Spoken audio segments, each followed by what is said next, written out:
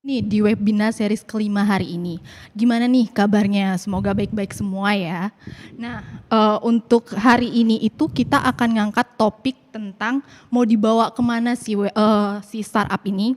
Nah, ternyata nggak hubungan aja nih yang bingung mau dibawa kemana. Mendingan kita di sini ngobrol-ngobrol nih, gimana sih cara membangun sebuah startup. Oke, di sini kita punya dua narasumber hebat nih. Jadi kalau kata orang tuh tak kenal maka tak sayang gitu kan. Tapi di sini saya mau kenalin diri dulu deh terlebih dahulu. Nama saya Anak Agung Dian Widya Astuti. Kemudian di sini kita ada dua narasumber. Narasumber pertama kita datengin langsung nih dari ITB Stikom Bali. Beliau merupakan Kepala Inkubator Bisnis ITB Stikom Bali, Bapak Dedi Panji Agustino, Eskom MMSI. Benar ya Bapak ya? Iya, betul. Selamat siang Bapak. Selamat siang. Gitu. Gimana kabarnya? Baik Pak ya? Baik, luar biasa. Kira-kira aktivitas akhir-akhir ini itu ngapain aja nih kalau boleh tahu? Iya, jadi aktivitasnya sih banyak daringnya gitu ya. Entah itu kita dampingin teman-teman startup ataupun dengan mahasiswa juga serba daring sih ya, kebanyakan. Apalagi dalam situasi seperti ini ya Bapak ya. Kalau dilihat-lihat Bapak ini kayaknya eksis banget ya di Stikom karena waktu dipublish pun banyak banget nih yang minta disalamin ke Bapak. Mungkin bisa say hi dulu siapa tahu ada yang join nih. Iya, halo teman-teman Stikom, teman-teman Uniknas semua. Oke, makasih ya Bapak. Ya. Kemudian untuk pembicara yang kedua nih, mungkin kalian kalian itu nggak asing banget nih ngelihat Bapak satu ini karena beliau merupakan Head of Department of Information Technology Undiknas University, Bapak Ngakan Nyoman Kuta Krisna Wijaya, Eskom Mkom. Bener ya Bapak ya? Benar banget. Nanti kayaknya manggilnya Beli aja kali ya, biar lebih akrab, Silakan, biar lebih santai. Kakak aja kakak. Kakak. Ya, Kakak juga. boleh. Aduh ngelunjak ya Bapak ya. Oke, Beli Kuta sekarang aktivitasnya lagi ngapain sih? Lagi sibuk apa nih? Ya di masa pandemi ini sama sih, sebagai dosen kan kita harus nyiapin kuliah online, kemudian juga beberapa proyek juga online dan lain sebagainya, ya sibuk-sibuk online aja lah. Iya, online semua Online ya. semua. Kemudian nih untuk sobat-sobat narsis juga mau ngingetin nih untuk stay tune terus di series webinar series yang kelima ini. Karena nantinya di akhir acara itu akan dikirimkan absensi berupa link yang nantinya juga menjadi e-sertifikat buat kalian semua. Jadi tetap di Narsis, nyali strategi inovasi. Tepuk tangannya mana nih? Oke. Kalian juga sobat-sobat narsis, kalian bisa ikut nanya nih buat dua narasumber kita yang hebat ini. Jadi jangan sia-siain nih kesempatan kali ini. Kalau ngomongin tentang teknologi, apalagi di era saat ini gitu ya Belia, di era dimana kita dituntut nih untuk terus ikut kemajuan teknologi gitu kan. Nah di Indonesia sendiri itu Indonesia sudah berada di posisi kelima nih untuk menciptakan inovasi. Jadi kalau untuk di startup ranking Indonesia sudah membuat startup itu sudah 2.200 lebih sampai hari ini. Dan itu terus bertambah setiap harinya. Wah ini membuktikan berarti Indonesia itu sudah melirik nih yang namanya bisnis startup. Jadi kayaknya udah nggak tertarik lagi kayaknya ya jadi karyawan biasa gitu kan ya Belia. Nah kalau untuk ngomongin startup nih dari tadi kayaknya banyak juga nih kayaknya rekan-rekan yang belum paham bener nih apa sih itu startup, mungkin bisa dijelasin nggak sih startup itu seperti apa? Mungkin dari Beli Panji? Oke, ya terima kasih. Ya jadi belakangan kita sering banget ya dengar istilah startup gitu. Mungkin sekitar dari tahun 2010 itu kata-kata startup itu semacam terus digaung-gaungkan gitu ya, hype banget. Nah sebenarnya sih kalau lihat dari arti harfiahnya, startup itu ya perusahaan pemula gitu, perusahaan rintisan. Nah cuman di Indonesia sendiri pun semacam ada perbedaan persepsi gitu, mempersepsikan apa itu startup. Kadang usaha mikro atau kecil menengah pun banyak juga yang bilang itu startup. Jadi asalkan usaha itu baru, kurang dari 3 tahun, omsetnya belum terlalu besar, maka disebut startup.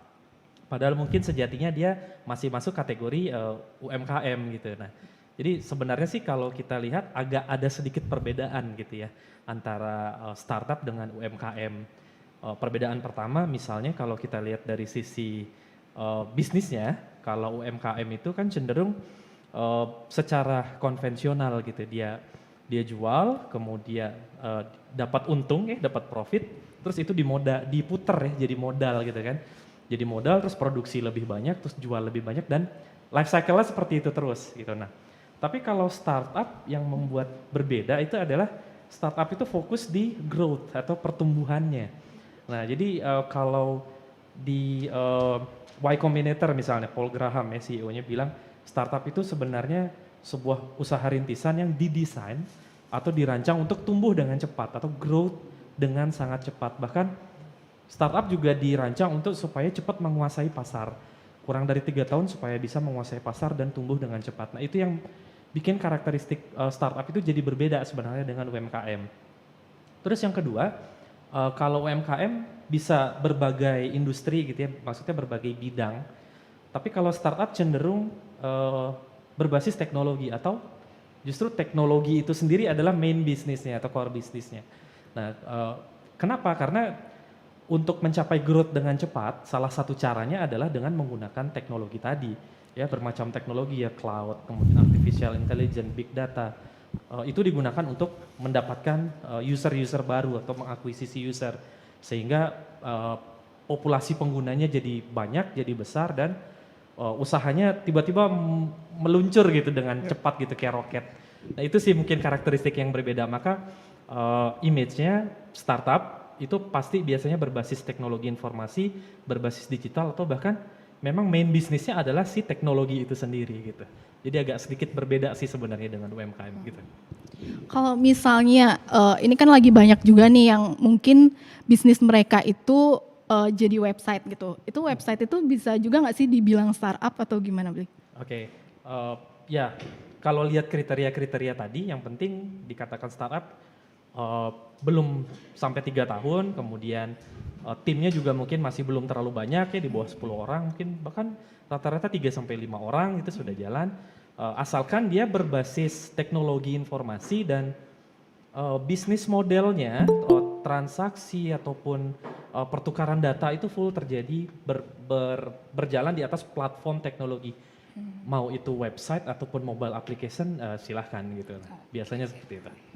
Oke, kalau untuk Blikuta sendiri mungkin ada tambahan nggak kira-kira? Apa sih itu startup menurut Ya, Blikuta? jadi kalau yang seperti disampaikan sama Bli Panji tadi, itu udah semua pengertian secara fix untuk startup ya. Dalam arti kalau startup kita bicarakan startup itu pasti kaitannya dengan teknologi ya, Panji ya. Dalam artian ya tadi disampaikan core bisnisnya pasti teknologi, bukan pasti sih dalam artian udah sampai 98% lah. Itu tuh teknologi. Kemudian salah satu cirinya lagi ya startup ini hadir harus untuk bisa menyelesaikan permasalahan di masyarakat. Itu yang membuat dia pertumbuhannya menjadi eksponensial. Kenapa? Karena dia itu didesain supaya memiliki ekosistem, di mana ekosistem itu adalah kebutuhan dari masyarakat itu sendiri. Ambil contoh ya kayak startup yang udah unicorn sekarang ya, siapa sih yang nggak bisa lepas dari tukang antar jemput online itu ya kan?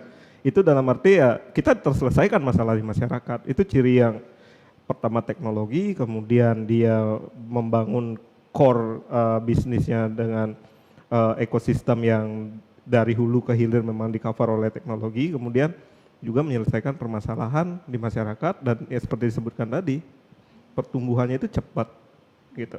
Ya, intinya sih solution based ya, Ya, seperti yang solution dibilang based. tadi. Oke. Semoga teman-teman di rumah juga udah paham ya tentang apa sih itu, si startup ini. Nah kemudian teman-teman di rumah mungkin mau nih mulai ngembangin startup. Bisa kasih tahu nggak sih Bli apa aja sih tahapan untuk memulai bikin startup ini? Oke, bikin startup. Ya, sebenarnya sih banyak ya tahapannya gitu ya. Cuman simpelnya gini, kalau kita lihat di fenomena yang terjadi gitu ya. Banyak sekali teman-teman khususnya yang masih muda nih ya, entah anak-anak milenial, generasi Z, ngerasa kalau bikin startup itu kerennya aja yang dicari gitu lah.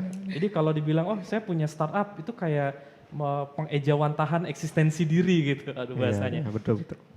Jadi mereka membuat suatu produk, atau jangan produknya dulu deh, mereka punya ide, tapi itu asumsi mereka dan tim gitu ya, si tim startup.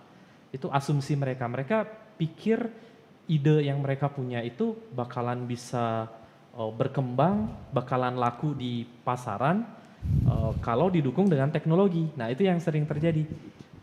Kemudian ketika mereka coba bikin, produknya mungkin masih setengah jadi atau baru prototipe, dicobakan ke pasar, ternyata pasarnya nggak ada gitu. Itu yang sering terjadi dan itu sering kali kita alami gitu loh, ide-ide dari teman-teman mahasiswa. Nah maka kalau tips dan triknya sebelum memulai startup apa yang harus dilakukan, jelas idenya harus divalidasi dulu gitu ya, idea validation dulu. Karena seperti dibilang Blikuta tadi, startup itu harus solution based karena dia harus menyelesaikan problem dari masyarakat supaya bisa dipakai. Maka idenya valid dulu nggak? Marketnya valid dulu nggak gitu ya? Idea validation, market validation. Jadi sebelum bikin produknya, dicobakan dulu gitu, idenya ditanyakan ke calon-calon customer yang dibidik, apakah kira-kira produk atau ide dia itu memang menjadi solusi atau keresahan, menjawab keresahan banyak orang. Nah, itu yang fenomena yang sering saya lihat, tahapan seperti itu yang tidak dilakukan nih oleh teman-teman pemula startup di Bali maupun di Indonesia. Jadi merasa diri bahwa kayaknya idenya udah keren, kayaknya produk saya gokil banget nih, udah bakalan bisa, pasti laku, pasti meledak. Ternyata baru dicoba ke pasar, udah capek-capek bikin, nggak laku. Bahkan pasarnya nggak ada, itu ada. Pasar itu nolak, itu pernah. Bayangin gitu, produk udah jadi, mateng, udah coding capek-capek, tapi begitu dicobakan ke pasar, semuanya resisten gitu, semuanya nggak mau. Nah jadi tahapan paling penting sebenarnya kalau punya ide, coba lakukan dulu validasi idenya. Ada nggak marketnya? Memang sudah jadi solusi dari permasalahan atau keresahan masyarakat nggak? Nah kalau sudah ketemu, sudah valid, baru masuk ke teknis. Pikirin timnya siapa aja, cari tim yang visinya sama, cari tim yang memang kompetensinya masuk untuk bikin produk kita, baru bisa jalan. Jadi intinya ya jangan ngebut dulu bikin produk teknologinya kalau idenya sendiri ternyata belum tervalidasi dengan baik. Itu sih kalau dari saya. Kalau menurut Blikuta? Iya, kalau saya sih bicara dari sisi teknologinya mungkin ya. Dalam arti seperti ini, memang startup ini hadir di tengah-tengah masyarakat yang berkeinginan cepat ya, Ji, ya. Dalam arti kita itu pingin serba instan dan cepat ya kan. Betul. Jadi apa yang kita inginkan langsung hadir ya kan. Sebenarnya itu peluang dan kita juga hidup sekarang itu semua serba terkoneksi dengan internet, kemudian basisnya seperti dibilang tadi teknologi, dan itu peluang sebenarnya. Tapi ya saya sangat sepakat sekali dengan apa yang diutarakan Bli Panji tadi, bahwa apapun ide yang teman-teman miliki itu harus diuji dulu, harus sabar dulu mengujinya gitu loh. Jangan ujuk-ujuk buru-buru udah bikin nge-build sistem, coding, ya benar udah capek banget gitu loh, udah habis waktu banget.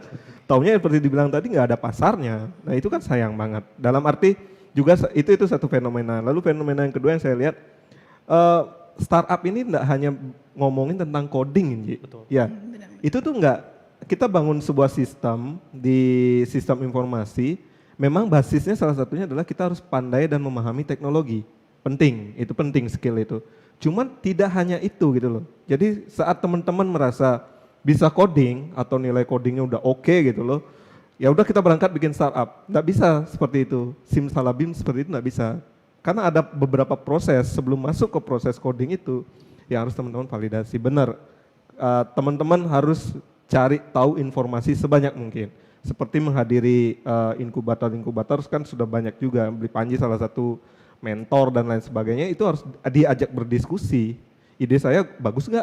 Ya kan? Salah satu awalannya dulu sebelum terjun ke realnya di pasarnya. Keterima nggak sih idenya seperti ditanyakan tadi? Nah orang pertama mungkin bisa diajak diskusi selain ide itu ya memang harus banyak-banyak hadiri seminar ya gitu ya. Kayak sekarang ini webinar seperti ini, dalam arti seberapa oke sih ide itu memang harus diujikan juga, dan itu harus butuh kesabaran. Kalau itu sudah fix, final, dan kita merasa itu sudah bisa ditembak dengan teknologi atau dengan sistem, baru langkah-langkah selanjutnya. Seperti itu sih. Ya, riset sih intinya. Riset, ya. betul. Itu maksud saya. Bahkan kalau di timeline dalam develop sebuah startup itu, kalau masalah mungkin teknis IT-nya itu bisa cepet gitu ya, mungkin 3 bulan, 6 bulan bisa ngasilin satu fitur yang udah bagus banget, tapi yang lama adalah risetnya. Penggodokannya. Iya, godok di awal itu yang lama. Dan itu yang sering diabaikan oleh teman-teman yang terutama yang masih generasi Z baru-baru Iya. yang sedang menggeloranya pengen bikin startup. Karena pingin cepet tadi, Pingin itu cepet kata gininya, apa namanya yang mesti kita cermati bersama gitu loh. Iya. Cepet boleh, dalam arti untuk menggrab ide, kemudian mendapatkan peluang, membuild sistem itu boleh dengan tanda kutip cepet tadi. Cuman proses seperti tadi riset tadi itu harus ada. Jangan sampai buang-buang energi, buang-buang waktu, buang-buang biaya, taunya pasar nggak ada, kan itu balik lagi ke titik nol aja ya. Iya betul. Itu sistem mau diapain gitu loh. Malah jadinya nggak kepake juga gitu sistemnya ya. Nah dari tadi kan ngomongin tentang validasi. Nah kita cara milih orangnya nih, orang yang tepat buat nguji sistemnya itu gimana Bli? Oke ya, mungkin pertama berangkat dari idenya gitu ya, ide yang akan diteruskan jadi sebuah bisnis startup ini. Segmentasi customernya siapa? Nah tentukan dulu nih calon pelanggannya ya, segmentasi. Ya standar lah, geografiknya di mana, psikografinya, demografinya, siapa yang mau disasar gitu kan. Nah kalau sudah ditentukan, secara segmentasi sudah jelas, baru coba cari data dari mereka gitu, cari data. Misalnya bisa menggunakan berbagai metode, bisa interview, survei mungkin ya, kuesioner gitu. Cari responden yang memang tepat sasarannya gitu. Kemudian atau mungkin kalau di istilahnya kalau di metodologi startup yang banyak dipakai namanya lean startup gitu ya. Itu banyak sekali yang sudah ngebikin misalnya seperti satu halaman website bikin landing page dengan fitur yang sangat minim, tujuannya sih biar ngasih experience data, awal gitu iya, ya, betul. dan nge-grab data mereka gitu, maksudnya Nge-grab data mengambil mereka, data respon mereka, itu yang penting. Nah dari data mereka itulah kita bisa tahu nanti setelah kita olah, valid gak nih ide kita, bisa kita terusin gak, kalau memang bisa lanjut garap, kalau enggak mesti cari ide yang lain gitu. Itu sih menurut saya. Betul. Jadi istilahnya kita buat prototipenya dulu nih buat diuji gitu ya Bli? Boleh, ataupun kalau belum prototipe misalnya, wah kalau bikin prototipe juga effortnya lumayan nih. Ya bikin ya satu landing page yang menggambarkan idea kita. Kemudian nanti responden menjawab dengan menginputkan data-data di situ. Nah dari situ bisa kita collect. Atau misalnya kalau belum berupa prototipe banget ya, setidaknya MVP lah, ada istilahnya MVP ya, MVP. minimum viable product. Fiturnya sangat-sangat minim banget, boleh diuji cobakan ke pasar, gimana respon mereka. Ya kalau di metodologi lean startup kan gitu ya, kita build, kemudian lempar ke pasar, kemudian kita pelajari gitu, learn gitu ya, build, sebar, kemudian learn. Nah itu yang terus terjadi cycle-nya gitu. Itu untuk menajamkan idenya. Iya betul, sebenarnya test the water juga kan. Iya testing gitu. Tes dulu, kemudian kalau sudah ada respon yang baik baru lanjut lagi ide-idenya apa. Betul. Kalau ngomongin tentang startup juga nih, kan ada sebuah tim nih, sama kayak kelompok belajar deh. Kan ada itu yang tim presentasi, ada juga yang ngerjain, ada juga yang tim cuma ngasih makan aja gitu kan ya Bli ya. Ada yang Nah kalau nama doang. iya bener Bli. Nah kalau di startup sendiri itu timnya ada apa aja sih kalau boleh tahu? Oke, ya tim ini paling penting banget sih sebenarnya juga ya, selain ide tadi.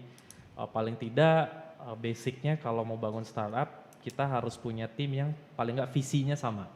Ya visinya sama, jadi jangan cuma gaya-gayaan doang. Dengar startup itu keren, terus sembarangan gitu nge-recruit, nge-hire teman-teman. Kalau secara teknikalnya, paling tidak seperti bilang Blikuta tadi, misal nih, semuanya jago coding gitu ya. Karena memang kan produknya teknologi. Berarti semua harus jago nge-build sebuah aplikasi mobile misalnya. Terus semuanya programmer, semuanya engineer. Nggak kan bisa Itu jalan. nggak bisa jalan, betul. Esensinya bisnis tuh apa sih? Harus dapat profit ya. Bisnis modelnya gimana? Nah berarti harus ada orang-orang yang juga ngerti bisnis dalam tim itu. Terus kalau orang bisnisnya sudah ada, orang engineer-nya sudah ada, yang masarin siapa? Harus ada yang pinter masarin produk. Nah makanya kalau di tim-tim startup pada umumnya, ya paling tidak ada 3 kategori lah tim atau tiga kompetensi gitu ya. Ada hackernya, disebutnya kita hacker. Hacker ini ya si engineer orang-orang yang coding, orang-orang yang nge-develop sistem, orang-orang IT lah gitu ya. Kemudian harus ada hipsternya istilahnya. Hipster ini orang-orang yang ngerti desain, visual, yang bikin user interface ya, UI, UX, yang punya selera desain bagus. Kemudian yang terakhir harus ada hustlernya. Nah hustlernya ini orang yang ngerti bisnis, orang yang ngerti duit ya, karena banyak startup yang akhirnya gagal Collab urusan gara-gara- duit, iya, gitu. betul. Nggak bisa ngelola keuangan dengan baik. Nah, jadi paling tidak ada tiga kelompok kompetensi inilah, ada hacker, hipster, hustler.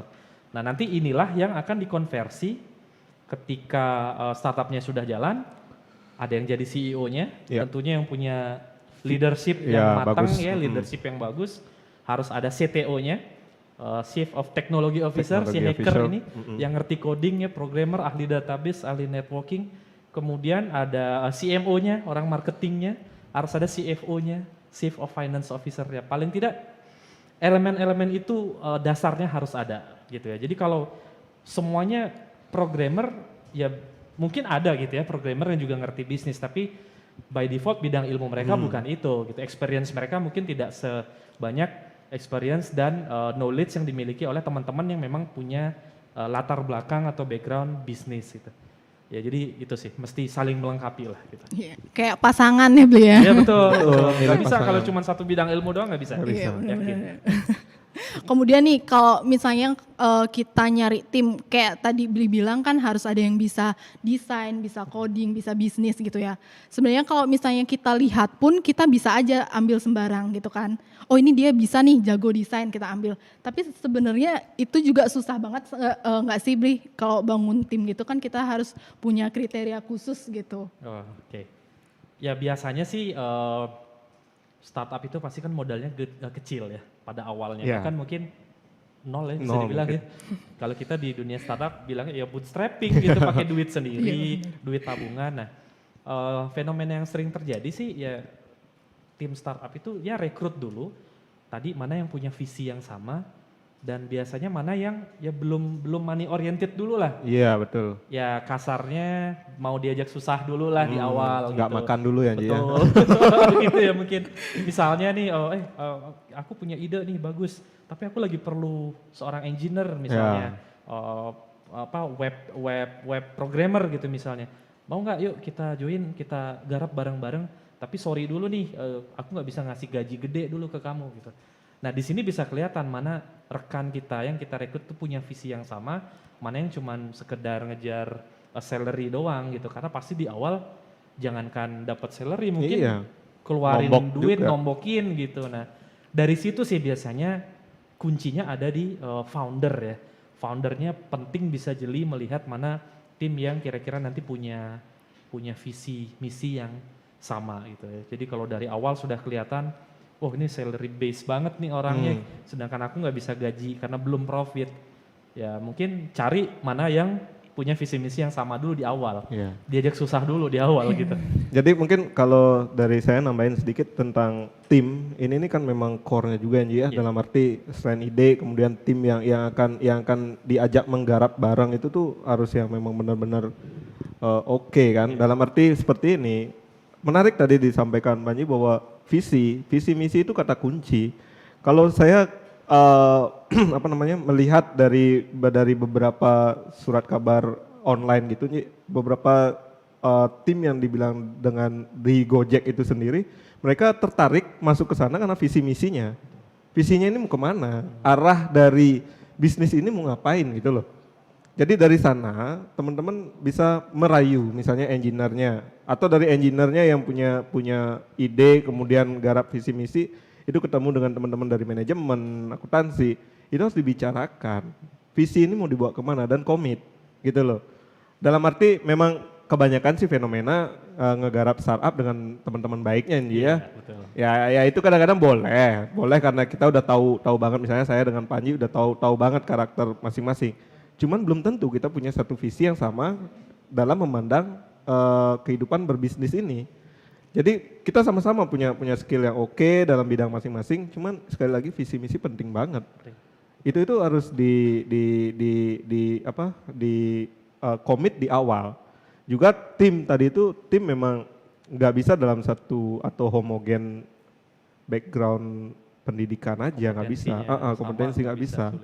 Itu tuh sulit nanti untuk berkembangnya. Sambil contoh misalnya, pribadi dalam engineer misalnya, engineer oke dalam coding, oke dalam buat sistem, tapi pada saat menyampaikan atau menjual sebuah produk, mungkin kita gagu karena dalam artian kita lebih sering lihat komputer ketimbang lihat human kan gitu kan modelnya. Ketemu calon klien udah nggak bisa ngomong. Oh iya udah takut, malah Iya. lebih ngomongnya ke teknis yang Ke dimana teknis. si klien atau calon investor ini nggak terlalu peduli mungkin dengan Justru sisi bisnisnya yang iya dipentingkan, gitu kan. dipentingin. Nah itu yang harus dikolaborasi sebenarnya. Itu kenapa ya harus banyak isian seperti disampaikan Bli Panji tadi. Iya. Itu Atau sih. isinya orang bisnis semua, intuisi bisnisnya bagus. Tapi yang bikin produk Yang nggak ngerjain ada. siapa? Ngerjain siapa? Iya, kan? bener-bener. Kan jadi mentok juga. Saling melengkapi lah gitu. Jadi ya berangkat pasti dari visi misi. Misi-misi. Visi misi yang sama ya gitu. Iya. Visi betul. misi yang Aduh, sama dan ternyata- komit di awal itu Susah banget ternyata ya bentuk tim udah cara kayak Susah-susah nyari gampang sih, pasangan iya. gitu. Betul. Effortnya lumayan sih memang. Iya. Tapi kalau ya ada faktor luck ya Iya, biasanya. sudah ketemu Kalau ketemu nggak klik visi misi sama, wah itu biasanya. udah ngalir aja itu. Iya. Langsung lancar ya beli ya. Biasanya gitu. Oke, kemudian nih banyak banget nih juga pembisnis yang bingung gitu. Idenya mereka itu sebenarnya udah oke banget atau belum gitu. Gimana sih cara taunya gitu beli? Oke, ide ya. Mungkin tadi ya harus tervalidasi dulu. Makanya kalau di berbagai metodologi dalam pengembangan startup itu pasti yang ditekankan pertama adalah validasi ide dulu. Ada banyak toolsnya gitu ya, ada banyak toolsnya. Yang penting harus melakukan riset yang pasti itu, riset. Interview kah, survei kah, itu harus belusukan bener. Kita coba tanyain, cari datanya apakah memang ide yang kita punya ini benar-benar jadi solusi, apakah benar-benar banyak orang mengalami masalah itu atau tidak gitu. Itu aja intinya sebenarnya. Nggak bisa dengan berhayal di Berhayal? kamar, nggak bisa. Harus terjun ya. Betul. Ya itu tadi seperti yang saya bilang di awal, seringkali anak-anak muda yang mau bangun startup, mereka punya ide dan mau punya gagasan dari asumsi mereka, perspektif mereka. Yang namanya asumsi, namanya perspektif dari satu arah itu nggak bisa kita jamin bakalan banyak orang juga punya asumsi yang sama. Gitu. Bisa jadi ternyata berbanding terbalik. Gitu. Iya. Oke, kalau ngomongin tentang modal nih, banyak juga nih isu katanya orang-orang yang buat startup itu sebenarnya orang-orang kaya aja nih gitu. Oh. Itu gimana Bri? Coba tanggapannya. Iya, kalau menurut saya sih bisa iya, bisa enggak gitu ya. Kenapa saya bilang bisa iya? Ya mungkin udah pada tahu ya beberapa founder dan CEO startup unicorn di Indonesia itu memang backgroundnya bukan orang sembarangan gitu ya. Artinya secara mungkin kesejahteraan keluarganya memang sudah tercukupi, bisa dilihat dari background pendidikan mereka, bisa kuliah di mana. Ya artinya orang-orang seperti ini kan pasti punya networking yang lebih luas gitu ya, jejaringnya lebih luas. Ada privilege tertentu yang bisa mereka dapat gitu. Nah sehingga mereka bisa cepat ngembangin startupnya. Tapi bisa juga tidak. Tadi saya bilang bisa ya, bisa tidak. Bisa juga tidak. Bisa jadi memang bukan siapa-siapa, tetapi ketemu dengan rekan atau tim yang punya visi misi yang sama dan ternyata ide mereka adalah memang menjadi solusi dari keresahan banyak orang, terus mereka wujudkan produknya dan laku. Nah itu juga bisa gitu. Jadi ya kalau dibilang apakah benar startup cuma orang kaya enggak juga gitu ya. Tapi ada memang banyak juga Yang berangkat dari sana. Iya, ya depend on the team lah gitu kalau saya bilang. Kalau memang duitnya di awal juga banyak tapi secara personalitinya, intuisi bisnisnya kurang juga mungkin nggak bisa berkembang kan gitu. Iya, setuju sih dalam arti gini, saya sih nggak mau bicara dari startup yang memang backgroundnya itu memang teman-teman yang tanda kutip berada gitu ya. Dalam arti seperti ini, kalau teman-teman sudah fix dengan ide tadi, kemudian teman-teman sudah punya visi misi, kemudian sudah ada timnya, kita kan bisa berangkat ke prototype. Dan itu sebenarnya bisa dicarikan modal juga Nji ya. Bisa, betul. Nah dalam arti untuk bersaing di modal itu ada program dari pemerintah itu sebenarnya sekarang concernnya memang ke ekonomi digital dan kreatif ya kan, banyak kok. Mungkin nanti Bli Panji akan menerangkan tentang itu. Dalam arti jangan risau dulu. Yang penting ya janganlah stigmanya tentang anak orang kaya yang hanya bisa startup, enggak juga. kalau sudah matang di awal seperti tadi, teman-teman punya effort lebih untuk mematangkan ide di awal, kemudian visi misi sudah matang, ya dalam arti sudah mendapatkan tim dan lain sebagainya, itu bisa digempur untuk ikut hibah-hibah. Iya betul. Ya kan ya? Iya, jadi benar dibilang Blikuta tadi, ada banyak akses pendanaan atau funding. Ya. Gitu ya. Kalau memang startup sih biasanya kan tahapan pendanaan paling awal ya bootstrapping gitu, pakai duit sendiri. Nah ini tadi nih yang Matangkan ide notabene tadi. sudah finansialnya sudah cukup matang dari keluarga mereka, mungkin bootstrapping nggak masalah.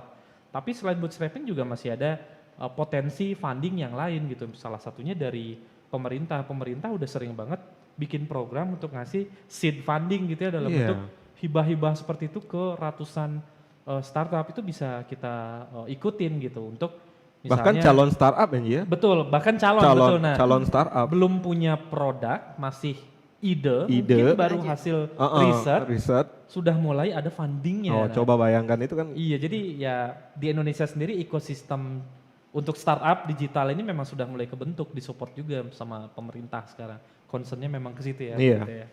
Emang ada apa aja sih jenis-jenis dari pendanaan itu untuk si startup ini? Oke, pendanaan ya ada banyak sih ya. Tadi yang paling basic bisa bootstrapping gitu ya, mereka pakai duit sendiri.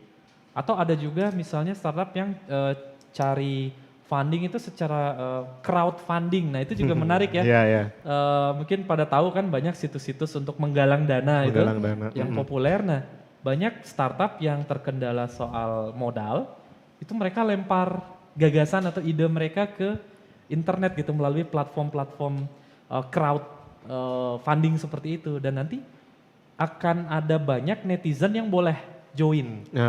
Ya nyawer dalam tanda kutip ya. Saya mau sawer nih, saya mau nyumbang gitu ya untuk si startup karena saya lihat idenya bagus. Terus punya social impact besar. Betul. Nah, itu kuncinya. Biasanya startup yang punya social impact besar itu akan banyak sekali dapat perhatian. Nah, netizen bisa ikut nyawer gitu urunan. Nah soal nanti misalnya feedbacknya apa ya, ada yang memang tidak dapat feedback sama sekali, murni nyumbang. Tapi ada juga yang crowdfunding misalnya sumbang sekian dana, nanti bisa dapat misalnya equity gitu misalnya di akhir, itu juga ada. Jadi macam-macam ada crowdfunding. Nah, naik lagi lebih tinggi ada seed funding tadi dari pemerintah misalnya berupa hibah gitu ya, banyak sekali.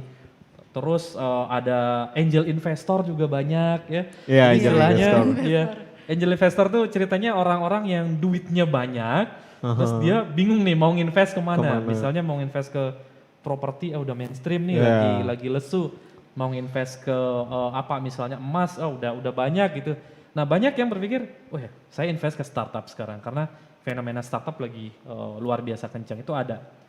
Atau dari misalnya perusahaan-perusahaan yang memang kerjaannya itu ngasih investasi gitu ke startup, venture capital misalnya, moda ventura itu juga banyak.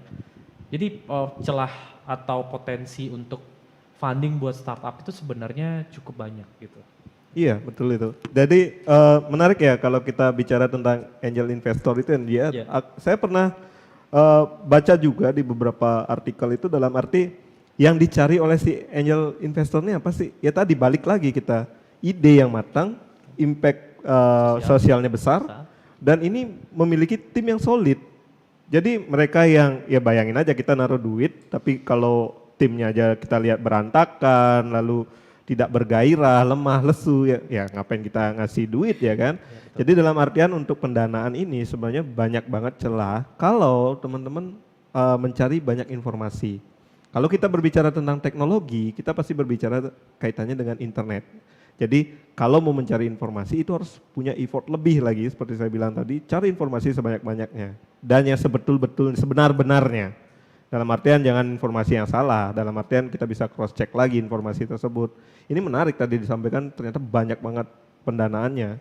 Dan itu ya teman-teman yang menentukan mau ke arah mananya. Iya, mau ngambil ya kan, mau ngambil yang mana. Dipelajari dulu gitu. Jangan di awal, wah ide saya udah matang, saya nggak punya modal yang sama. Ini menariknya startup. Karena yang tadi, growth-nya kalau kita dapatkan misalnya investor dan kita sudah fix di awal dengan ide dan tim dan sebagainya, seperti dikatakan Bli Panji tadi, growth-nya dalam 3 tahun itu sudah bisa memiliki impact yang besar dan mengakuisisi banyak sekali pelanggan gitu loh. Itu. Keren banget ya Bro ya. Nah kemudian nih, kalau untuk tren startup sendiri, apalagi di era seperti sekarang ini, kira-kira tren startup itu kayak gimana sih Bli? Oke, bicara tren sih ya Mas, pandemi gini kan banyak sisi kehidupan yang akhirnya berubah gitu ya. Terhenti oleh pandemi ini, mau nggak mau bikin orang jadi harus ngubah kebiasaan-kebiasaan baru. Nah, kalau saya lihat sih fenomenanya memang banyak sekali startup yang terkena impact dari pandemi ini. Nah, Ya.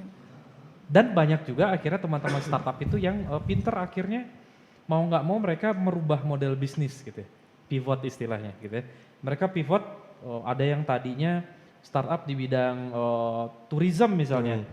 Karena pandemi ini jadi lumpuh total ya bisnis-bisnis hospitality, akhirnya berubah jadi e-commerce produk-produk pertanian gitu misalnya. Itu banyak terjadi seperti itu. Jadi kalau menurut saya sih trennya sekarang ya apa yang mensupport kehidupan di era new normal ini ya. Jadi saya pikir seperti e-commerce itu masih akan tetap tinggi. Fintech mungkin Betul, ya. fintech juga masih. Karena transaksi Betul, ini kan betul. nggak boleh kita fisik lagi ya kan. Betul, atau mungkin startup-startup yang kaitannya dengan kesehatan Ya. atau lifestyle kesehatan itu Betul. juga akan tetap saya rasa dilirik gitu. Oke, kalau dari Bikuta ada tambahan nggak kira-kira? Untuk fenomena ya sepakat sih. Saya senangnya gini. Pada saat dikasih tahu bahwa akan ada webinar ini, saya melakukan riset kecil-kecilan juga, baca juga. Menurut Backcraft itu yang paling banyak itu memang e-commerce untuk startup. Itu sampai 500 something, banyak banget. Lalu diikuti dengan financial technology. Fintech. Ya, fintech. Dalam arti kita bisa ngambil celah, dalam arti ya kebijakan-kebijakan pemerintah itu juga mau nggak mau mempengaruhi bisnis juga. Dalam arti seperti yang disampaikan sama Bli Panji tadi, startup sekarang ini sih kalau kita bisa cari keuntungan dari pandemi ini apa sih? Banyak yang kayak social distancing, kemudian fintech menjadi andalan ya kan, transaksi online itu menjadi andalan, itu bisa teman-teman ambil sebagai sebuah solusi. Atau misalnya tren dari masyarakat sekarang ini adalah hidup sehat misalnya. Menarik nih, saya baca ada yang bahkan nama startupnya kalau nggak salah Fresh Meat, itu pelanggan bisa ngelihat proses dari si sapi itu disembelih sampai nyampe di pelanggan. Nah Fresh Meat ini menyajikan bahwa mungkin keuntungan juga buat teman-teman yang muslim bahwa cara memotongnya harus sesuai dengan aturan seperti itu. Dan itu bisa dipantau loh. Itu menarik sekali menurut saya dan ini banyak yang jadi akhirnya berpikir akan menginvestkan ke startup yang model seperti ini. Jadi menarik gitu loh. Pada saat kita berbicara tentang fenomena-fenomena di masyarakat harus disambut juga dengan ide-ide seperti itu. Gimana kita menyajikan fresh makanan di meja pelanggan itu ya harus dipikirkan lagi bagaimana caranya ya Ji ya. Iya, bahkan kalau bukan startup sekalipun banyak bisnis yang harus menyesuaikan dengan era sekarang gitu. Mungkin di Denpasar kita belakangan sering lihat beberapa restoran pizza gitu ya tertentu sudah ngubah cara mereka berjualan gitu ya. Atau bahkan saya kurang tahu kalau di Denpasar udah mulai atau belum, tapi di Jakarta udah banyak restoran-restoran Korean barbecue seperti itu. Gara-gara pandemi corona ini ngerubah model bisnis, jadi mereka tinggal publish di Instagram alat makannya yang didatengin, Datang, jadi delivery. Kayaknya udah ada di Lagi Denpasar banyak udah ada nih. ini. Iya, udah ada juga ya. Udah ada Oke. kayaknya. Jadi experience untuk memasak langsung misalnya Korean barbecue itu hadir di rumah gitu. Nah ini benar-benar ngerubah pola bisnis akhirnya gitu. Iya benar, berubah banget ya. Berubah banget ya, gara-gara termasuk ini. startup juga gitu, banyak sekali yang mau nggak mau akhirnya harus ngubah haluan gitu untuk bisa tetap survive. Gitu. Nah tadi kan ngomongin tentang investor juga nih. Emang kalau dari segi investor itu mereka lihatnya tuh mau nyari startup yang kayak gimana sih gitu? Oke. Ya namanya investor nggak mungkin dong cuman ngasih duit cuma-cuma. Iya Pasti ada sesuatu yang mereka harapkan, Feedback-nya. itu pasti ya feedback yang mereka harapkan. Ya otomatis atau gini dulu deh, banyak sekali teman-teman startup itu semacam punya punya tujuan akhir, punya goals bahwa oke, startupku keren, startupku jalan kalau sudah dapat pendanaan dari investor. Itu di awal-awal berkembangnya startup itu sempat ada paradigma seperti itu.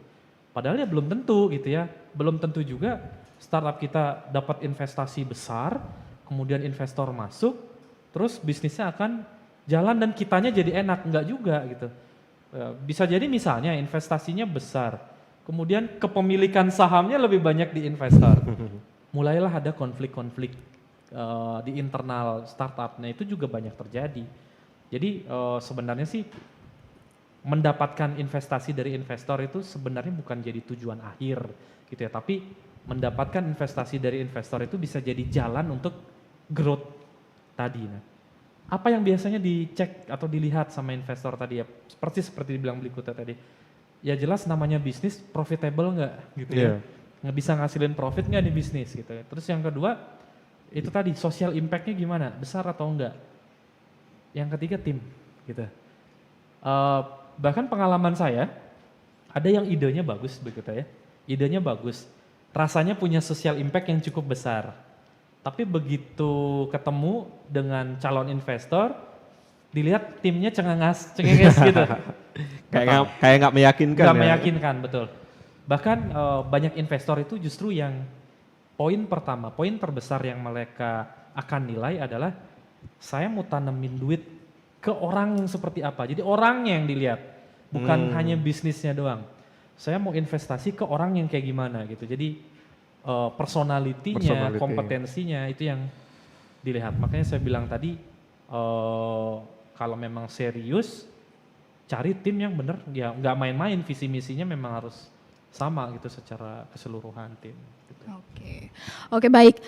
Mau ngingetin lagi nih ke sobat-sobat narsis semua yang ada di rumah untuk ikut bertanya nih, mumpung kita punya 2 narasumber yang oke banget.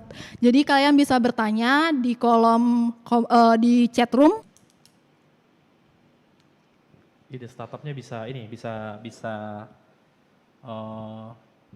Bisa. sama pasar gitu. Ya bisa, benar. Jadi ya, itu kita tadi sih validasi itu yang penting gitu ya, mau menguji, melakukan riset supaya jangan sampai kita sudah effortnya terlalu besar, ternyata nggak ada pasarnya. Itu sih kuncinya sebenarnya itu aja. Oke. Nah, sekarang udah agak serak nih ya. Kita di sini ada nih minuman dari milenial nih. Promosi dulu sebentar ya. Mungkin Bli-Bli bisa diminum dulu deh. Yang di rumah juga mungkin bisa bikin kopi sendiri. Silakan. Oke, milenial ini kita ada di Undiknas University, jadi kalian bisa mampir nih buat nyobain kopi-kopi di milenial. Jadi banyak banget variasinya, gitu. Enak-enak pula nih.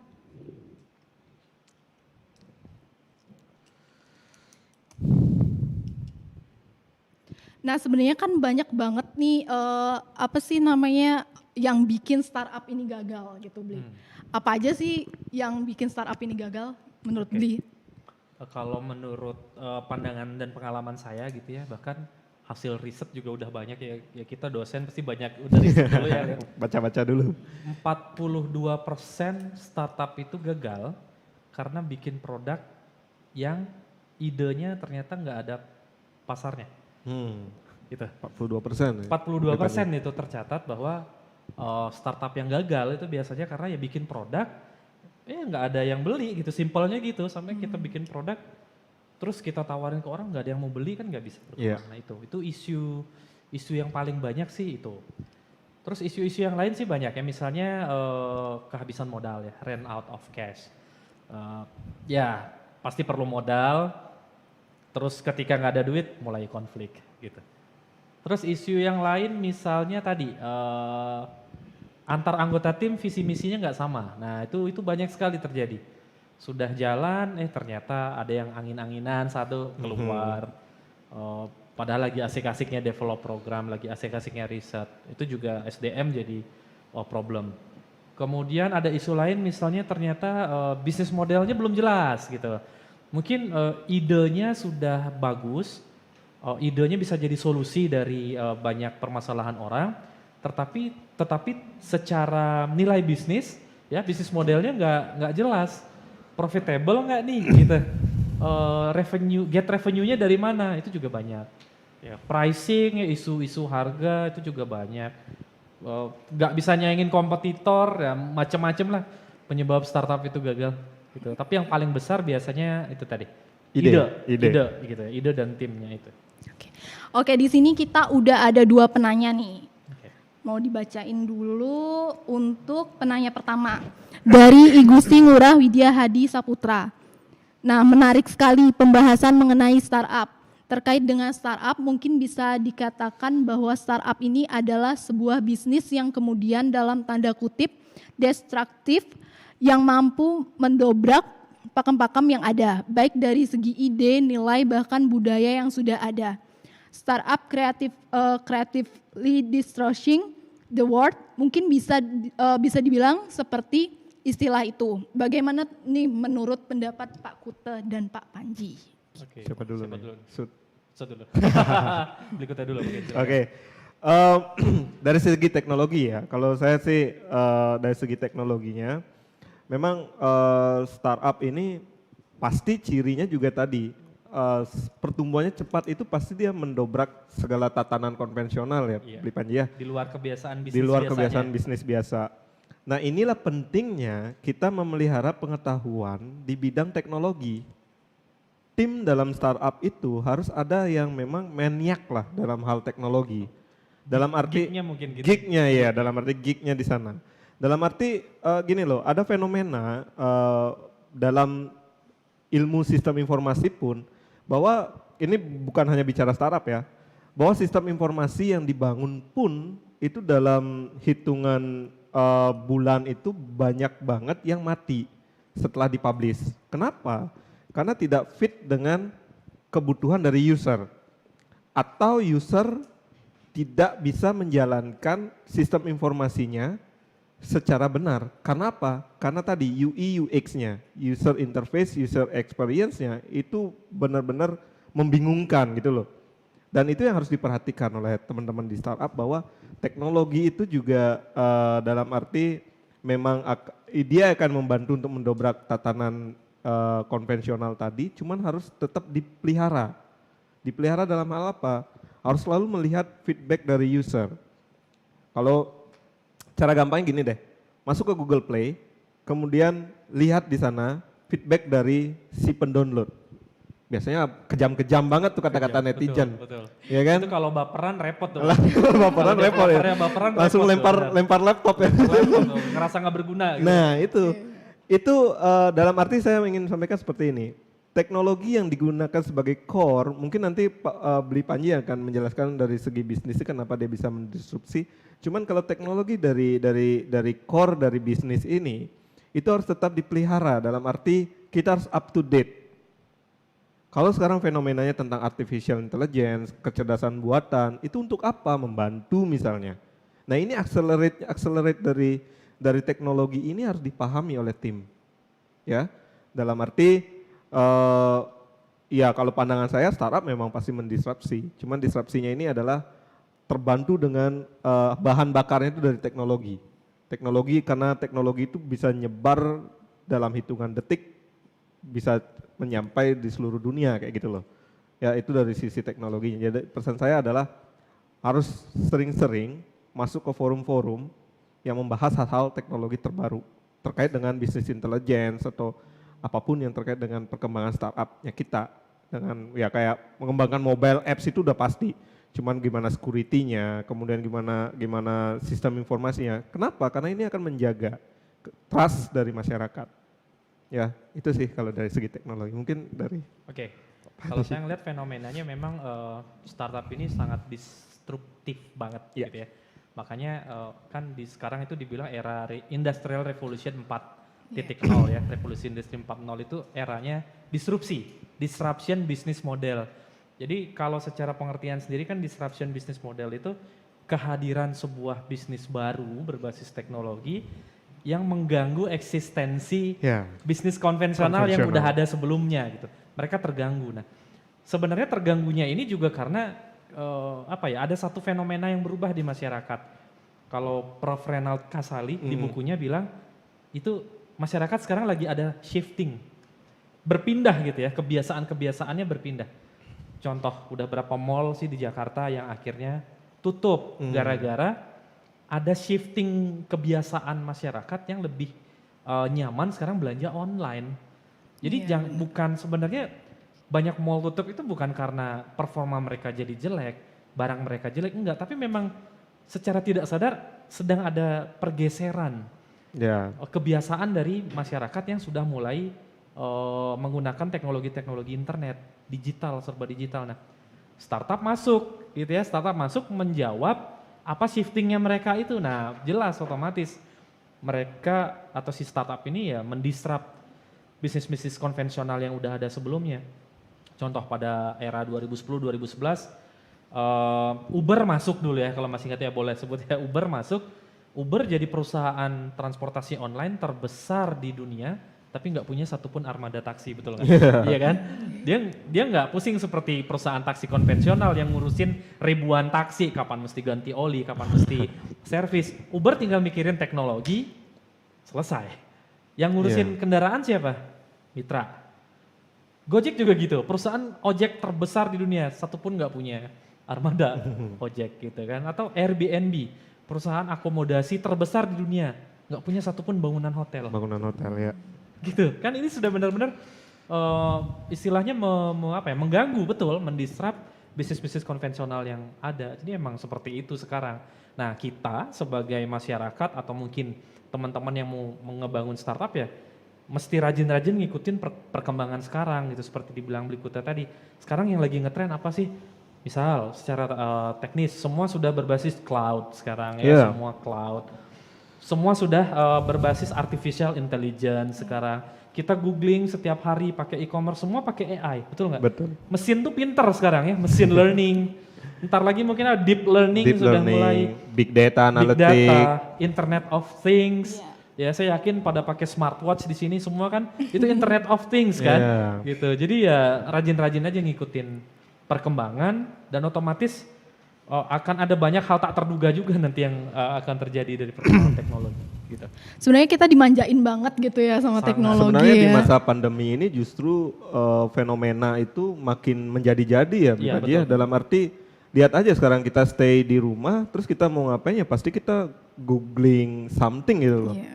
Jadi startup ini dengan basisnya core-nya tadi disebutkan di Panji tadi teknologi itu sangat nyaman banget penetrasinya gitu loh. Dalam arti karena sekarang lihat deh nggak boleh keluar rumah, dibatasi, kemudian banyak usaha-usaha ditutup. Kayak mau beli baju aja kita berpikir kan, masa harus ke mall gitu loh. Dan dalam arti startup di sini ini harus menyambut hal seperti itu. Tambahkan dengan teknologi-teknologi yang kekinian. Misalnya kalau di mall konvensional kita bisa nyoba baju secara langsung yang beli Panji ya. Kenapa enggak dalam teknologi di startup itu kita tambahkan juga dengan experience seperti itu? Karena ada VR misalnya virtual reality, augmented reality. Jadi bisa kita rasakan sebagai customer kita, oh bisa nih fit nih kayaknya dengan body gua kan kayak gitu kan. Dalam arti, ya. iya dalam arti kita menjaga trust itu, menjaga experience dari si customer sehingga pasti mendisrupsi bisnis-bisnis konvensional itu udah pasti. Apalagi pandemi ini menjadi fenomena yang tidak bisa kita bayangkan. Even di kampus-kampus yang sebenarnya masih bisa konvensional, sekarang sudah mulai smart campus itu harus berjalan. Kayak gitu. Terpaksa Untuk berjalan karena pandemi. Nah, inilah yang sebenarnya bisa sustain itu adalah bisnis-bisnis yang bermodal teknologi duluan gitu loh. Iya. Kalau saya lihat. Ya, kita bisa lihat beberapa platform online conference sekarang laku banget. Wah, itu lagi gila-gilaan. Itu sahamnya di pasar saham itu luar biasa. Bahkan sampai gelagapan dia sama teknologi. Sampai teknologinya gelagapan, banyak yang nyoba, ada banyak celah keamanan. Celah keamanan jadi isu. Nah, itu yang kita harus mesti siap. Kalau kita sudah berbicara dengan startup teknologi, trust dari masyarakat atau customer itu harus dijaga. Ya trust itu banyak nanti kaitannya dengan cyber security-nya, kemudian feature-feature yang makin canggih. Nah itu harus disiapkan supaya nggak kelabakan tadi. Benar banget. Aplikasi conference itu lagi booming banget sekarang ya. Bener-bener. Semua platform besar itu menyiapkan hal itu. Betul. Mau nggak mau gitu yang ngikutin teknologi jadinya. Sebenarnya mereka sudah bangun duluan ya. Dan mereka sudah prediksi bahwa aplikasi mereka akan digunakan. Iya. Karena tadi gejala shifting masyarakat tadi itu sudah terdeteksi di awal. Ya ini yang mereka rasakan sekarang. Ya, teknologi mereka akhirnya digunakan. Gitu. Iya. Ya. Oke, terima kasih Bapak. Nah kemudian nih selanjutnya ada pertanyaan dari Nabila Victory.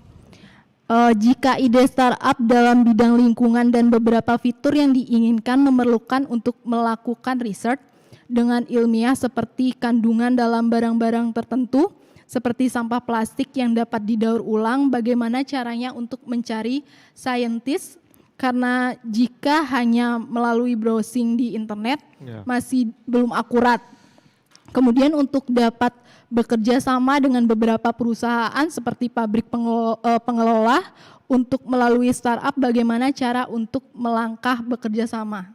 Terima kasih. Oke, wah ini bagus banget. Kayaknya yang nanya udah ini ya.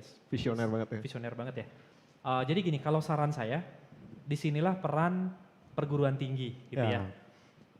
Jadi sekarang saya rasa semua perguruan tinggi bidang apapun pasti sudah punya yang namanya lembaga inkubator bisnis. Betul. Nah disinilah peran lembaga inkubator bisnis. Jadi pertanyaannya tadi saya rasa saran saya untuk teman-teman yang nanya tentang tadi, silahkan coba cari inkubator bisnis yang memang bidangnya sesuai tadi. Ya, karena pasti inkubator bisnis misalnya di suatu kampus yang ada fakultas atau prodi yang sesuai tadi, pasti punya koneksi dengan laboratorium-laboratorium yang ada saintisnya di sana. Bisa lakukan penjajakan ke situ.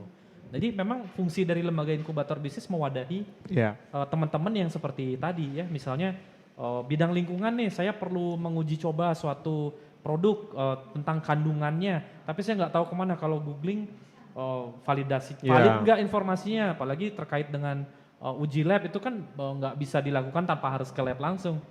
Silakan coba cari lembaga inkubator bisnis dari perguruan tinggi yang memang bidangnya itu, yang punya laboratorium itu.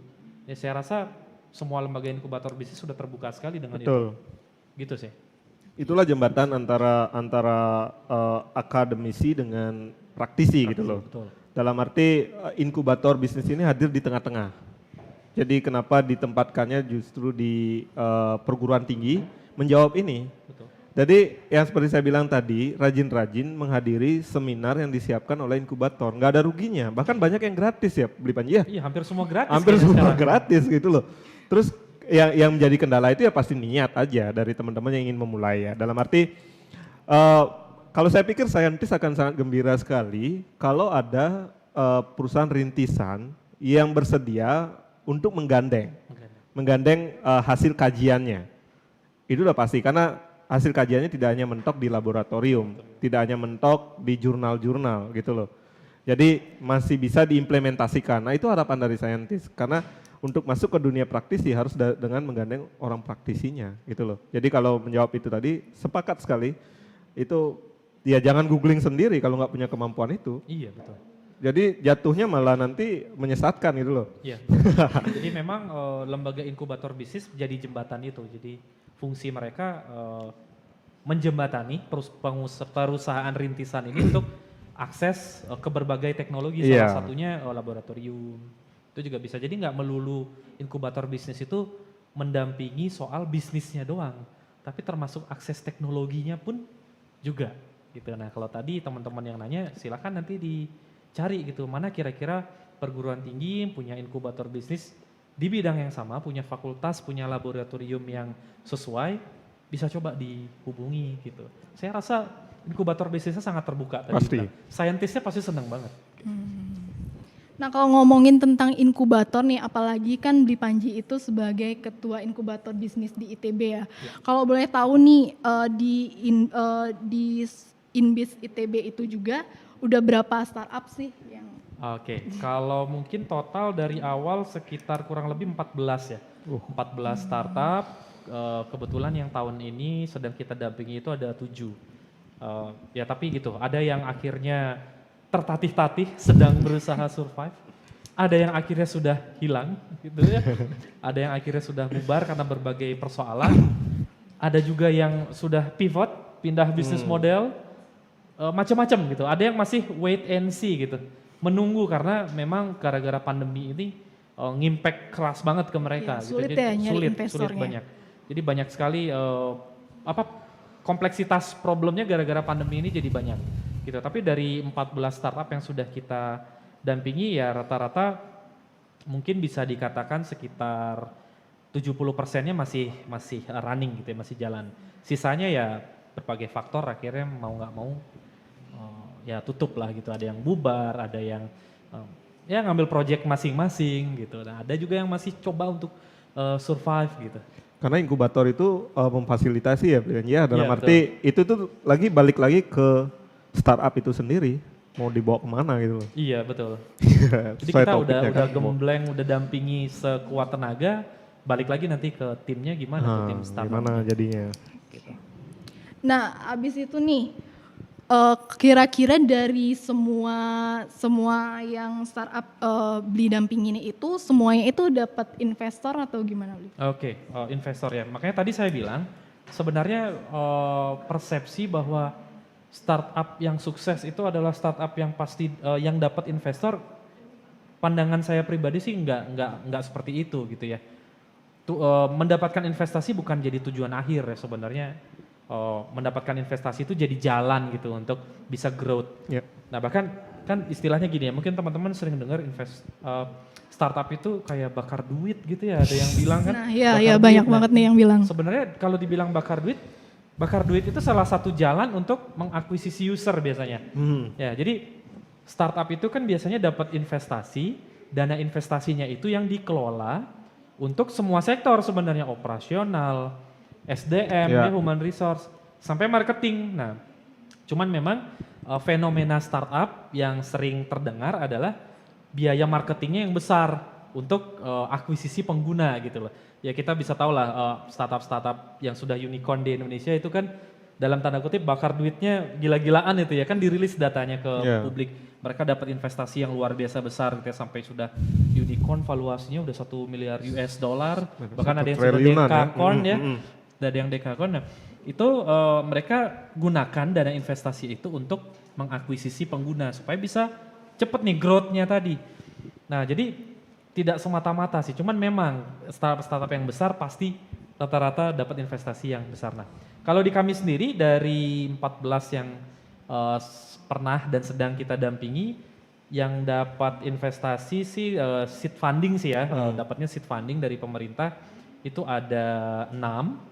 Kemudian ada 1 startup yang sekarang masih sedang penjajakan dengan salah satu venture capital di Indonesia gitu ya. Mudah-mudahan bisa lancar sehingga bisa akselerasi.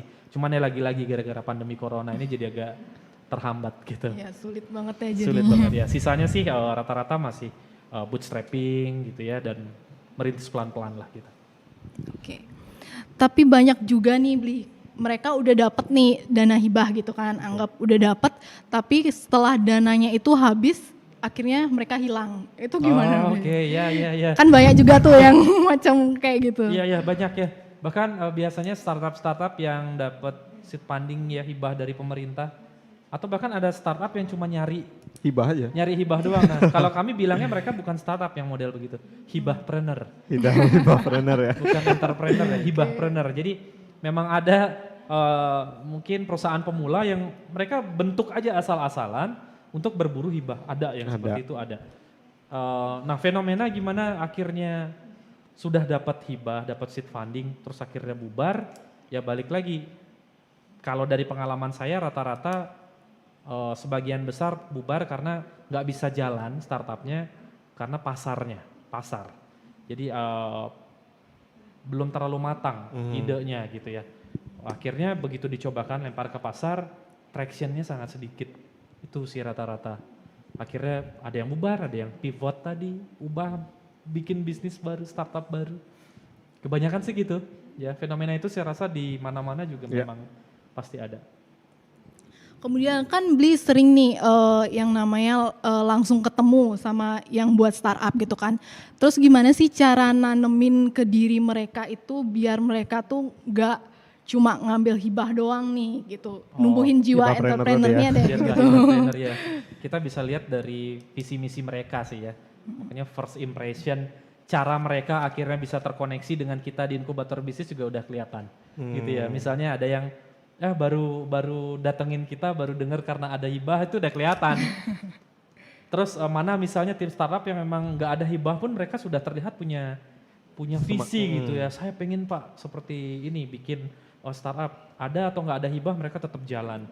Itu bisa kelihatan sih dengan dari first impression ketemu itu sudah bisa kelihatan. Nah cuman yang sering kita tanamkan ke teman-teman ini adalah ya bisnis startup itu resiko dan ketidakpastiannya itu besar banget. Jauh lebih sulit sebenarnya startup digital ketimbang bisnis konvensional seperti UMKM lainnya.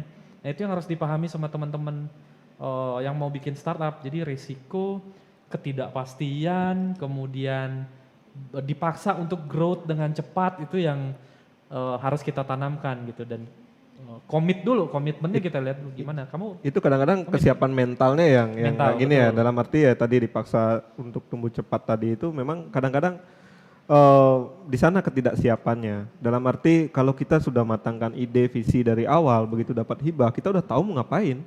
Kita udah tahu mau bagi dana ini kemana aja. Apakah mau tadi seperti dibilang marketingnya, atau mau perbarui teknologinya, atau mau apa? Itu udah terjawab dengan visi misi yang jelas ya, Iya, bukan ya. betul. Dalam arti kalau kita berbicara tentang hibah, itu tuh setiap tahun ada bukaannya. Kalau yang tadi dari pemerintah tadi ya saya bicarakan, setiap tahun itu ada. Dan kalau memang hibahpreneur tadi, kalau istilahnya Beli Panji, saya sih baru tahu juga hibahpreneur namanya ya. Karena saya lihat juga fenomenanya seperti itu Beli Panji.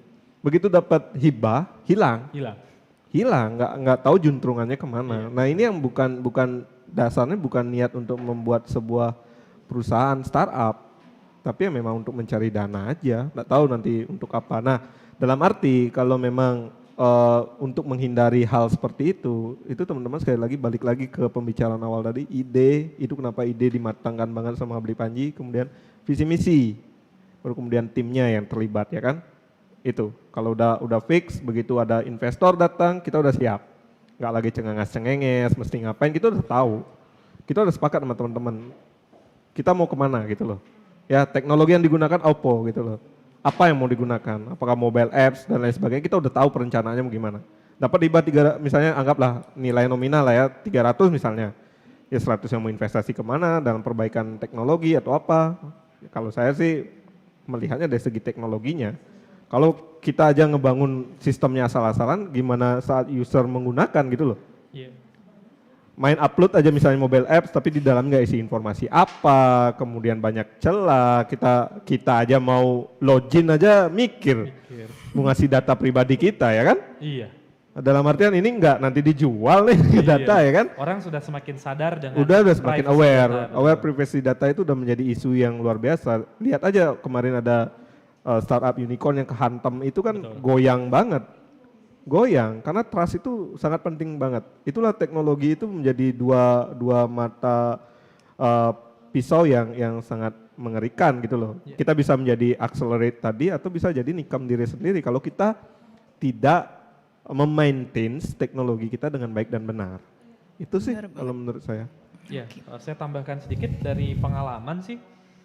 Begitu dapat seed funding, biasanya banyak terjadi pada startup yang timnya terdiri dari anak-anak yang masih muda banget, generasi Z. Masalah ngelola duit, nah itu yang banyak sekali jadi kelemahan. Pencatatan keuangan yang buruk, kemudian jangankan bisnis startup ya, kita bangun usaha kecil UMKM, nyampur duit pribadi sama duit perusahaan aja itu udah suatu hal yang nggak boleh banget kan. Pencatatan keuangan dari jualan kalau berantakan udah bahaya banget, apalagi startup digital yang notabene biasanya dapat seed funding, dapat investasi dari investor itu besar. Jadi salah satu persoalan juga itu ngelola dana, pelaporan keuangan itu juga banyak yang jadi kelemahan gitu. Nah, disinilah pentingnya sebuah tim startup harus ada yang ngerti ngatur duit. Yang nanti kalau sudah running dialah yang jadi CFO-nya, Chief of Finance Officer gitu. Nah itu juga kalau misalnya kita dapat dana itu kan kita punya tanggung jawab yang besar banget juga gitu ya Beli ya. Nah selain itu ada tips lain nggak sih gimana caranya tanggung jawabin nih dana yang udah dikasih gitu Beli? Oke ya, jelas tipe dana yang kita dapat itu seperti apa gitu ya. Karena dana yang didapat misalnya dari hibah itu tentu pertanggungjawabannya berbeda dengan dana yang kita dapat dari investor misalnya. Kalau dari hibah misalnya dari pemerintah otomatis biasanya sih pemerintah ngasih hibah ke sebuah startup nggak minta balik profitnya berapa Ya. disuruh balikin itu enggak. Tapi ada KPI yang harus dicapai oleh si startup. Misalnya dalam waktu setahun diberikan hibah harus ada KPI misalnya traction ke mengakses teknologinya berapa, Iya. sudah transaksi berapa, profit berapa gitu. Tapi tidak dalam artian dibalikin Duitnya. Ya. hibahnya gitu, tapi ada KPI yang dirancang itu. Nah, itu pelaporannya seperti itu. Nah, lain lagi misalnya kalau dari investor bisa beda lagi ya. Investornya juga misalnya saya mau investasi nanti ada equity ya buat saya. Nah, itu juga beda lagi dan nanti kondisi di tim startupnya itu juga akan beda ya. Bahkan banyak mungkin bisa kita sering baca banyak startup yang akhirnya diinvestasi oleh investor dan akhirnya investor itu punya kuasa yang lebih dominan gitu. Udah 51% aja dia pegang saham. Dia udah bisa intervensi gitu ke Yeah. dalam tim. Udah goyah lagi. Banyak yang cerita seperti itu. Akhirnya bubar. Nah, jadi tergantung dari tipe funding yang didapat, otomatis pertanggungjawabannya pun akan beda gitu. Seperti itu. Mungkin ada tambahan nih sama Blikuta. Kayaknya udah dijawab semua sih sama yang lebih pengalaman ya kan dengan startup. Udah jagonya ya Udah- Bli ya. udah Enggak sih, kita khatam juga banget. belajar, benar-benar belajar gitu. Nanti dampingi saya juga ya Blipannya. Siap. Nah kalau boleh nanya nih, Bli sendiri udah punya startup nggak sih? Kalau saya sendiri dengan teman-teman ada sih coba-coba merintis gitu ya, tapi kita masih mencoba gitu, masih coba riset-riset cari kira-kira apa nih yang bisa kita garap nih. Kalau ide sih banyak, aduh kalau ditanyain ide ya tiap hari kita nemu problem kan, Iya. sehari-hari ngelihat satu fenomena, oh ini problem, pikirin solusinya apa gitu ya. Nah cuman itu tadi kita masih coba riset-riset dulu kira-kira apa yang paling pas gitu nanti untuk bisa kita angkat jadi sebuah startup. Jadi ya gitulah, masih banyak ngelihat fenomena dari teman-teman aja udah pusing juga ngelihat gitu ya. Inilah banyaklah pertimbangannya. Kalau Blikuta udah punya startup? Dulu sempat nyoba sama teman-teman. Sekali lagi startup ini seksi banget di mata Betul. kita engineer. Betul. Karena kita ngerasa memiliki kemampuan untuk membuild something gitu loh. Teknologinya kita kuasai banget gitu loh. Kalau kita telaah lagi startup unicorn itu kan mereka kan teknologi yang sebenarnya dibahas hampir 4 tahun di jenjang S1, kemudian S2 itu udah. Ya artinya tertarik ke sana sangat sempat dan juga pernah ikut juga hibah-hibah itu.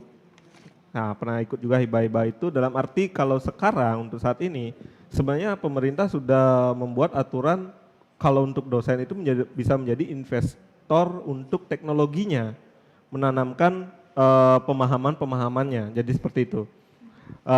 Dalam artian kalau teman-teman memiliki ide masih dalam jenjang menuntut ilmu di S1 itu sebenarnya sebuah keuntungan.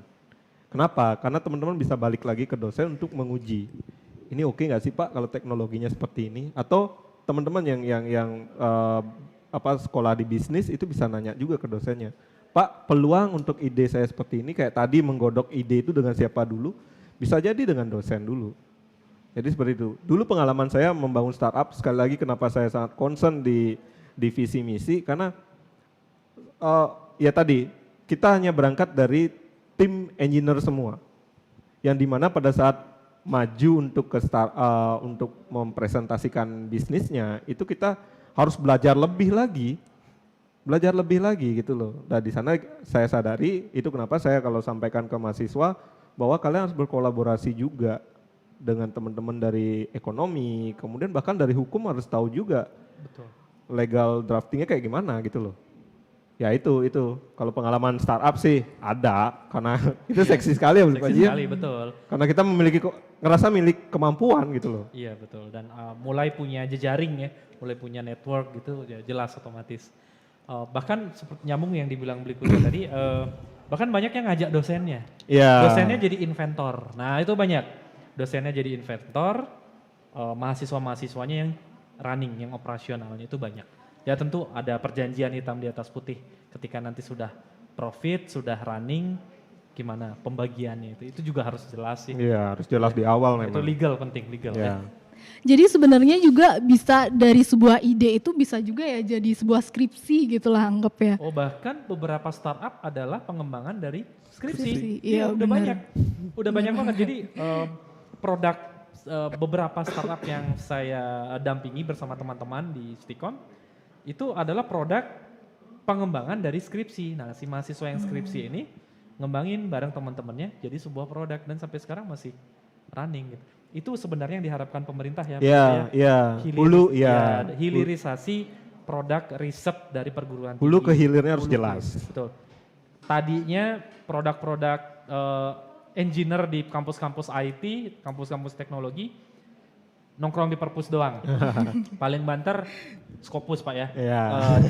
Jadi publikasi ilmiah, ya tapi yang dapat dosennya biasanya gitu, profesornya yang dapat. Nah ini yang diharapkan sekarang produk-produk inovatif dari kampus supaya tidak hanya mentok di jurnal saja publikasi, tapi bisa dikomersialisasi.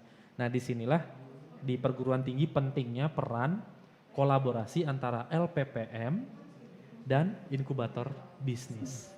Gitu. Itu sudah ada rancangannya. Bahkan pemerintah kemarin sudah bikin satu framework besarnya yang namanya kalau dulu kita kenal dengan nama TKT ya, tingkat kesiapan teknologi. Sekarang jargonnya Katsinov namanya. Itu sudah ada satu model di mana nanti produk-produk hasil riset kampus itu bisa dilakukan assessment oleh LPPM maupun inkubator bisnis maupun lembaga pusat inovasi gitu. Itu sudah ada. Jadi kalau boleh saya tambahkan terkait dengan boleh nggak sih skripsi jadi itu, ya itu sangat boleh.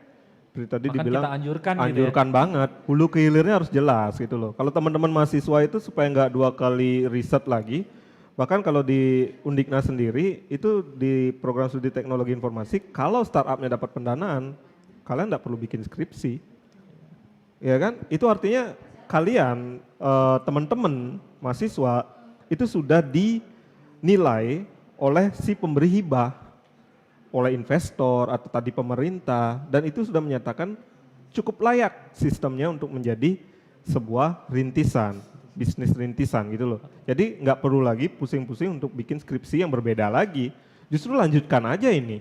Tamat ya kayak tadi mungkin teman-teman di Stikom juga gitu, punya bekal mereka, bahkan punya bekal sistem.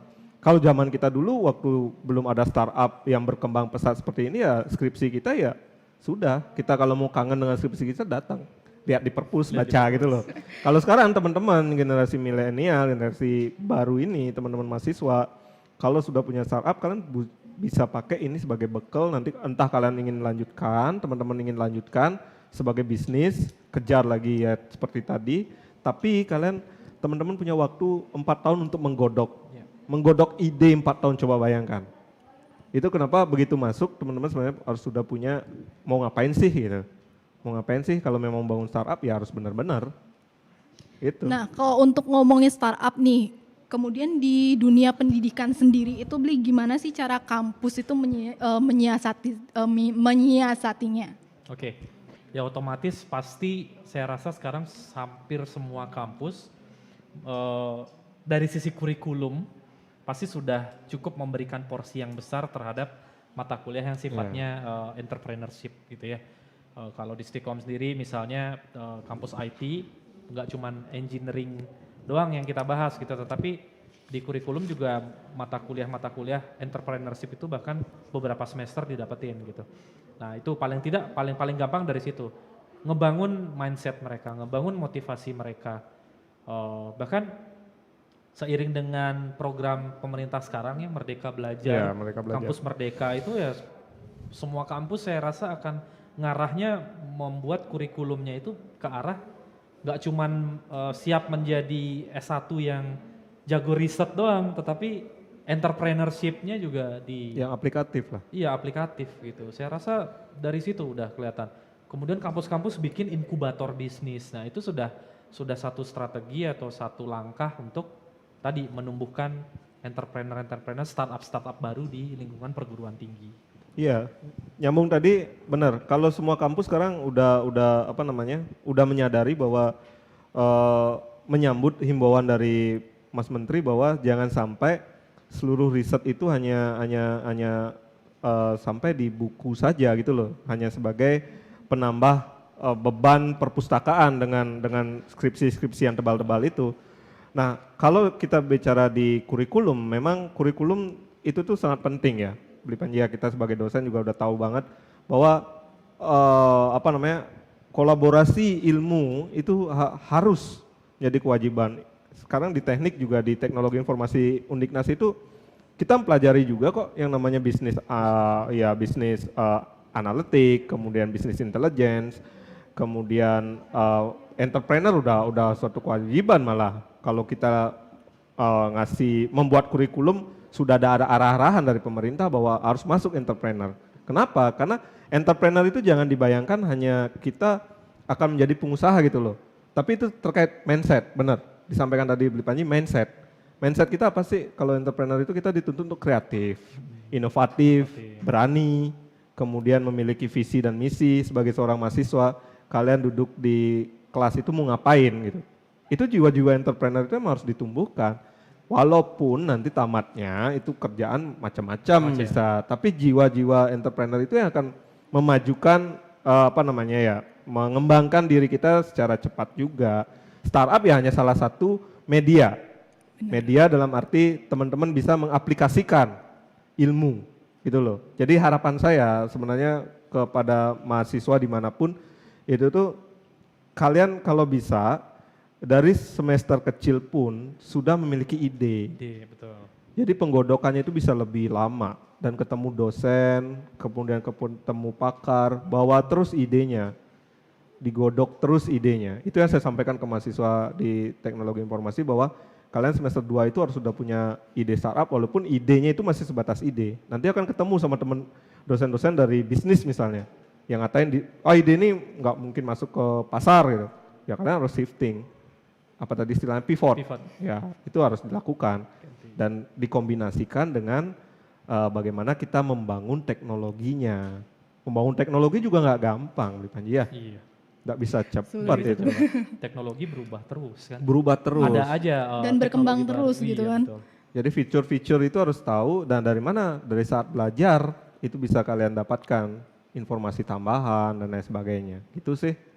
Iya dan peluang atau potensi kolaborasi antar kampus pun besar. Harusnya dengan Merdeka Belajar ini. Betul ya teman-teman di Stikom bisa banget kolaborasi dengan teman-teman di Undiknas bikin satu tim startup. Wah itu boleh banget udah mulai terjadi kayaknya ya. Iya. Ya. Udah mulai. Dengan kampus manapun saling kolaborasi itu yang diharapkan sih.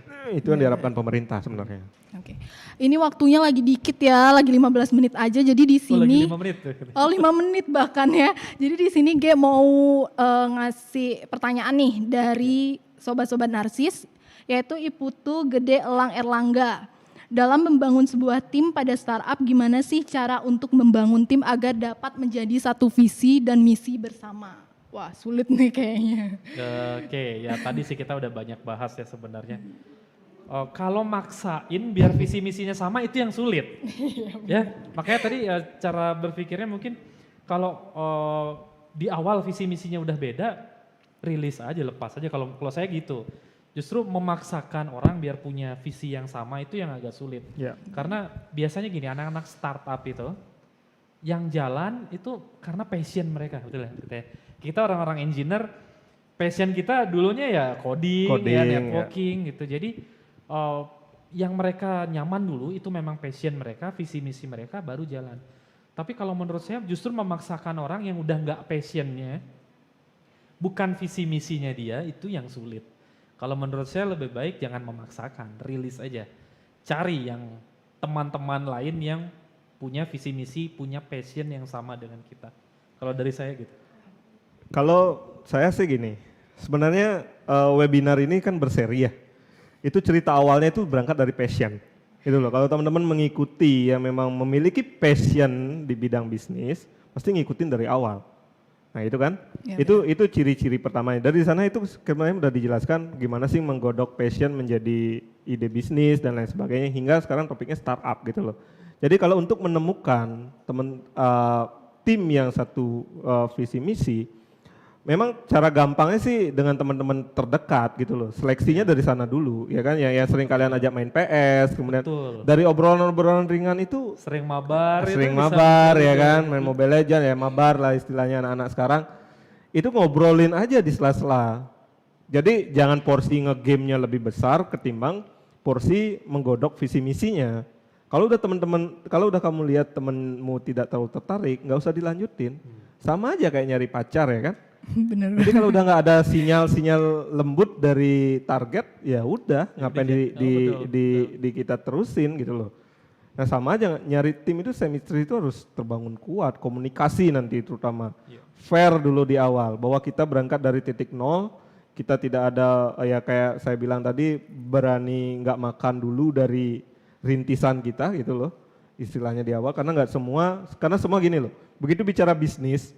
Semua berpikir dia akan menguntungkan uang yang besar dengan cepat uang yang datang. Terus engineer-nya bertanya, saya coding gini siang malam saya dapat apa? Nah ini yang harus jelas di awal, satu visi. Kamu nggak akan dapat apa-apa, tapi kalau ini berkembang kita akan jalan bersama-sama gitu loh. Nah ini yang teman-teman harus butuhkan seorang leader dalam sebuah tim, harus ada jadi leader. Nggak bisa semua sama rata, itu sulit.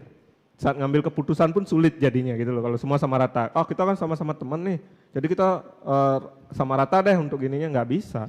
Harus ada satu yang menjadi leadernya, yang mimpin nantinya. Mau kemana? Misalnya strategi bisnisnya mau kayak gimana ya kan gitu, di Panji ya.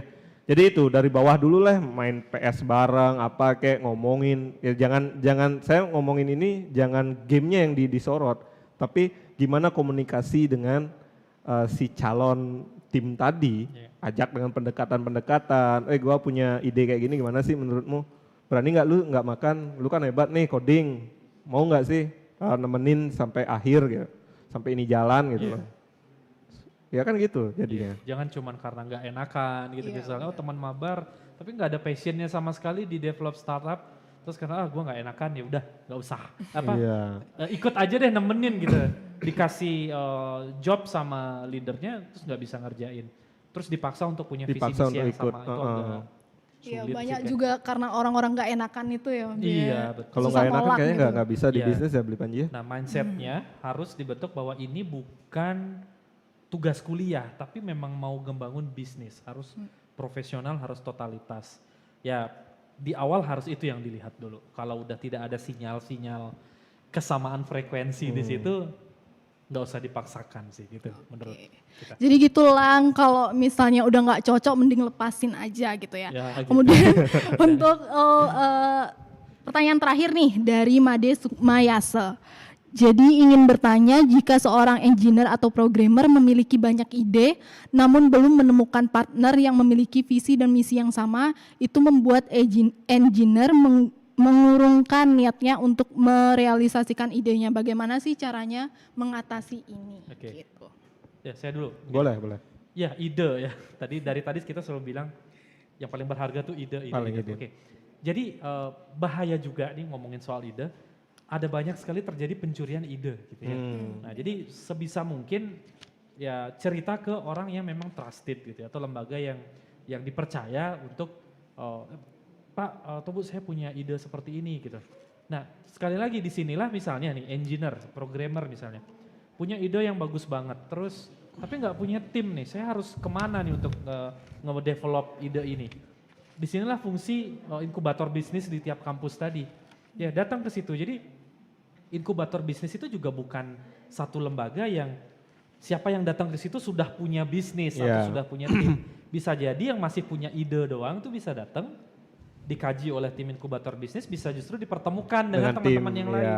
Dan biasanya banyak terjadi di program-program pemerintah seperti itu, misalnya 1000 startup digital gitu ya kalau boleh kita sebut. Itu kan langkah pemerintah mempertemukan mungkin orang yang punya ide ketemu dengan engineer yang canggih, ketemu dengan UI UX designer yang bagus, mereka ketemu jadilah mereka satu tim startup.